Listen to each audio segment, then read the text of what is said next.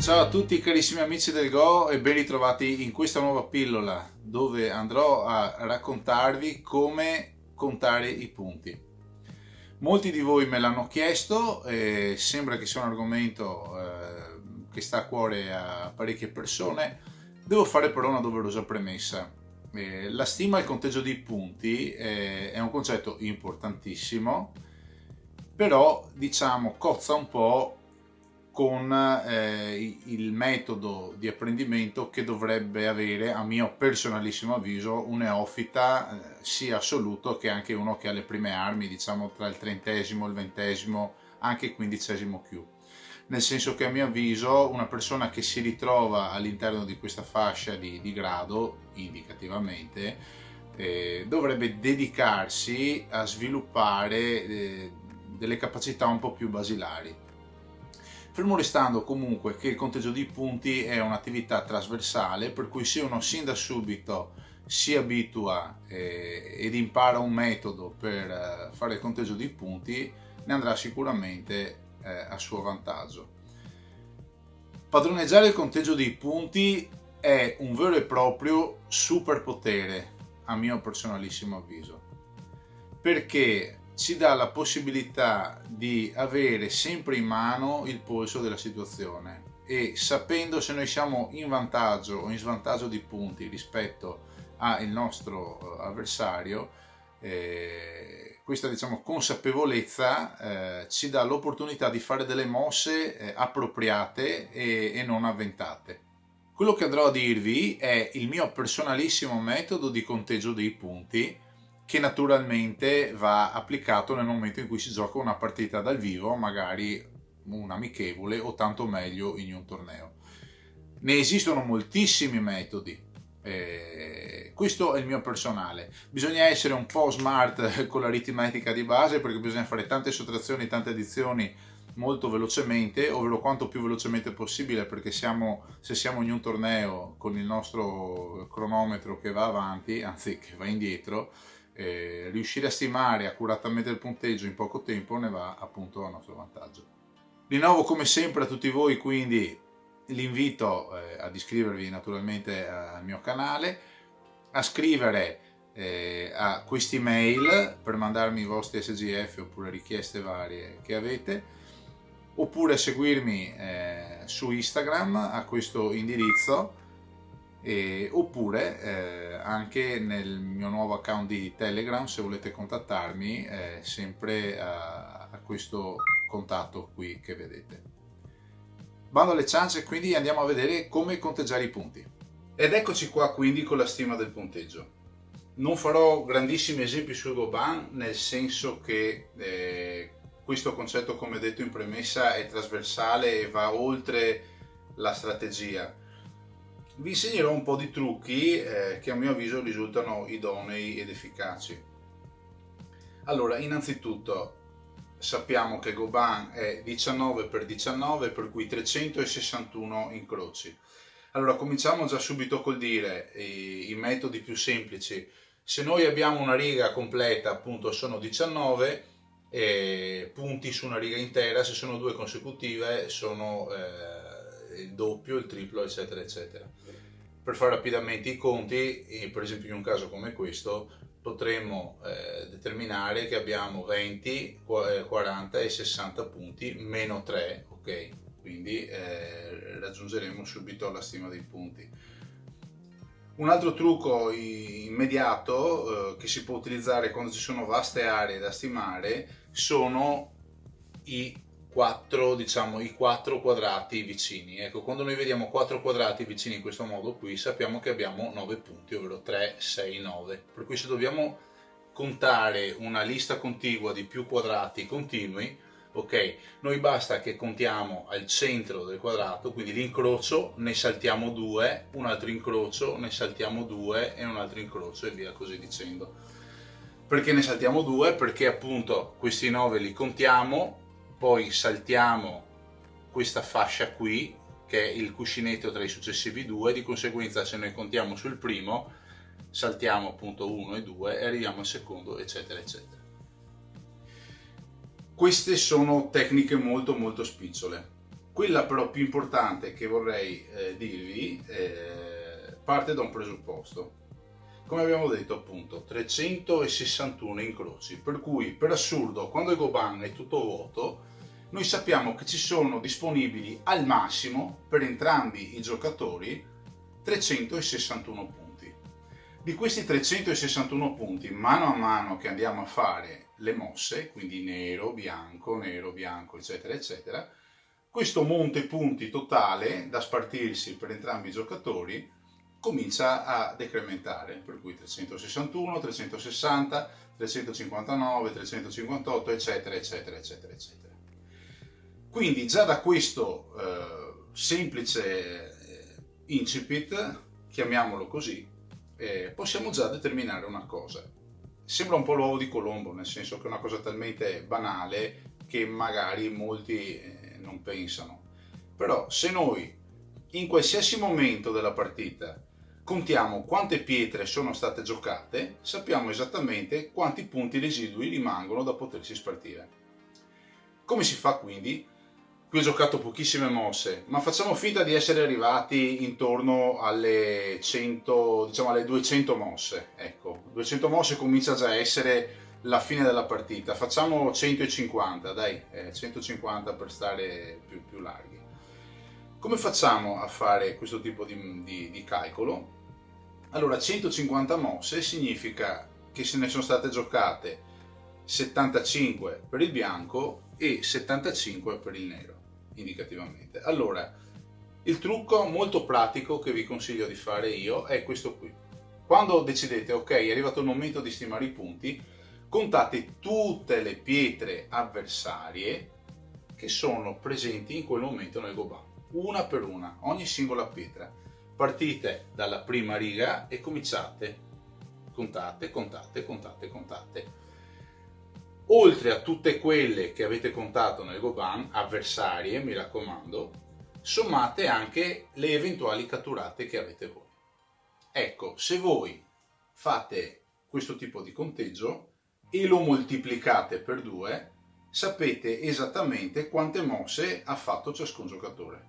Poniamo appunto che la somma delle pietre avversarie più la somma delle eventuali catturate appunto nel vostro Gokè sia di 75, per cui 75 ne ha fatte un colore, 75 ne ha fatte l'altro colore, sappiamo che complessivamente sono state giocate 150 mosse.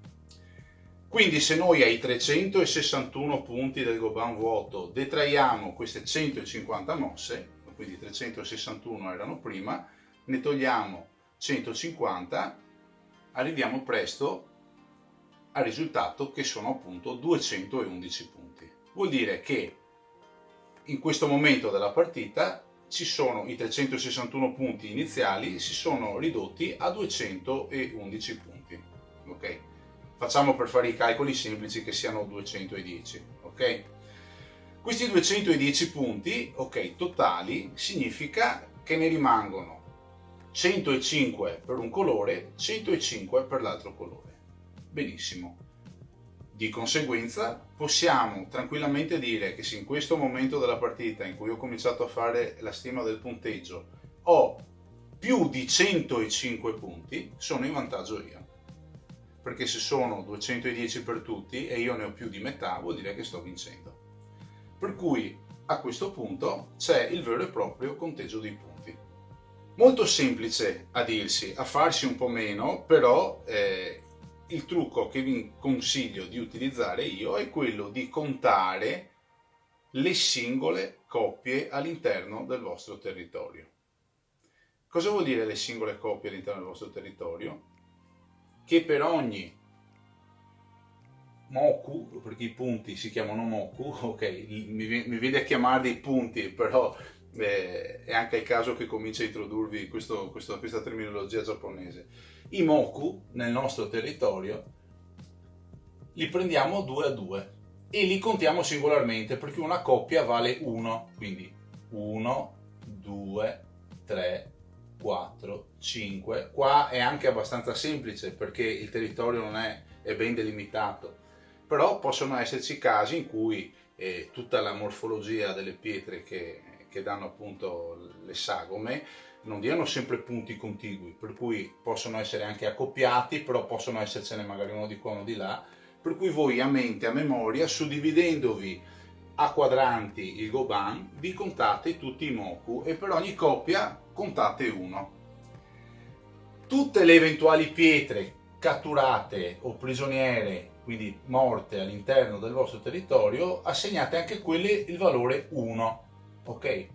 Dopo vi spiegherò perché. Quindi, per esempio, facciamo finta che queste siano due pietre catturate, quindi abbiamo detto una coppia vale 1, 2, 3, 4, eccetera, eccetera, 5, 6, 7, 8, in base poi alle varie coppie, eccetera, eccetera. Perché questo gioco delle coppie? Proprio per questo motivo, perché una pietra catturata vale 2 punti alla fine della partita, ovvero vale il punto della pietra catturata più l'incrocio libero che lascia. Ecco che avendo questo conteggio, quindi alla fine di tutto il nostro conteggio, avendo contato singolarmente le singole coppie e le singole pietre catturate, moltiplicandolo per 2, ok? Poniamo ad esempio di aver contato 60 coppie, anzi 60 tra coppie e pietre catturate, moltiplicandolo per 2 abbiamo 120 punti. Il nostro gap era 105, per cui noi sappiamo che siamo in vantaggio di 15 punti rispetto all'avversario.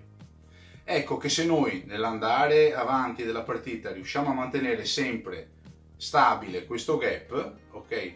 Non serve che si vada ad accaparrarsi tutto il territorio possibile e immaginabile perché dobbiamo schiacciare l'avversario. Come più volte vi ho detto, nel Go si vince la partita che sia che si vinca rispetto all'avversario di un punto, sia che si vinca di 100, ok? La partita è sempre vinta o persa. Ecco che avere questa consapevolezza si porta dietro tutta una serie di vantaggi. Ad esempio, si può decidere a un certo punto di sacrificare delle pietre all'interno del campo avversario perché magari quelle pietre lì, anche se ci venissero catturate, sarebbero comunque ammortizzate dal gap di vantaggio che abbiamo. Ecco che quindi si potrebbero trarre dei tranelli al nostro avversario, si potrebbe per esempio tentare, poniamo che siamo nero e quelle due pietre lì ormai le diamo per morte, però vogliamo trarre in inganno il nostro avversario magari facendogli credere di volerle salvare, per cui magari facciamo una mossa del genere, lui probabilmente che non ha contato andrà per esempio a chiudere e magari noi veniamo giù. Ecco che con queste mosse in realtà abbiamo creato dell'influenza verso l'esterno, stiamo comunque minacciando quella pietra lì, magari lui ecco potrebbe anche chiudersi in questo modo qui, ed ecco che noi con la falsa illusione di fargli credere di voler salvare quelle pietre lì, in realtà ci stiamo creando un muro. Se facciamo finta che avessimo noi quel vantaggio di 15, ok, sappiamo che se anche gli regaliamo due pietre, per cui 4 punti, il nostro gap si assottiglia un po', da 15 diventa 11, però siamo sempre in vantaggio. Però abbiamo fatto delle mosse più sicure che ci hanno dato un vantaggio molto più ampio, come in questo caso, ad esempio, molto semplice tra l'altro, di influenza verso il centro. Bene, detto tutto questo, allora vi lascio con un'ultimissima nota folcloristica, diciamo, su come contano i giapponesi. Allora, in realtà non è che i giapponesi contano così, però un personaggio di cui adesso onestamente non ricordo il nome ha sviluppato un ottimo metodo di conteggio per memorizzare, con l'utilizzo di sole 10 dita, dei numeri che vanno dallo 0 fino al 1024, ok, come i bit, esattamente con un principio binario. Ve lo faccio vedere adesso così tanto per giocare, poi ognuno si senta libero di utilizzare il metodo che più gli va a genio. Io lo utilizzo quando faccio le partite a Go, perché nascondendo le mani riesco attraverso l'utilizzo delle dita a capire, a memorizzare. Magari ecco, poniamo che abbiamo fatto il calcolo iniziale del monte punti, no? Quindi poniamo che io debba memorizzare il 105 per esempio. Ecco, allora Come si fa a memorizzare e tenere fisso questo numero fino a quando poi si fa tutto il conteggio per poi confrontarlo? Bene, è molto semplice.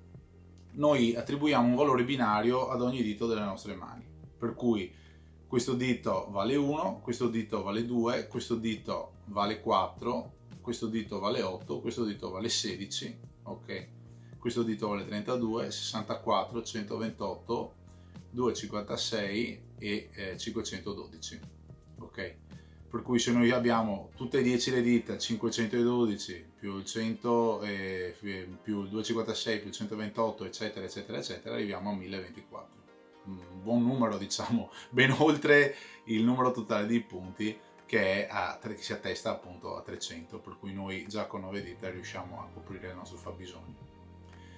Come? Semplicemente 1, quindi se io ho la mano così so che siamo a 1, 2, 3, scusate il gestaccio, 4, 5, 6, eccetera, eccetera, eccetera. In questo modo qui si riesce, per esempio, se io ho tutta la mano aperta, so che ho 31, ok? Questo poi è 32, eccetera, eccetera. Riusciamo ad arrivare fino al 1056. Fate Vobis, questo è un ulteriore trucco che vi dico, allenatevi molto con il conteggio di punti e buon divertimento con il gioco del Go, ci vediamo al prossimo video, ciao a tutti!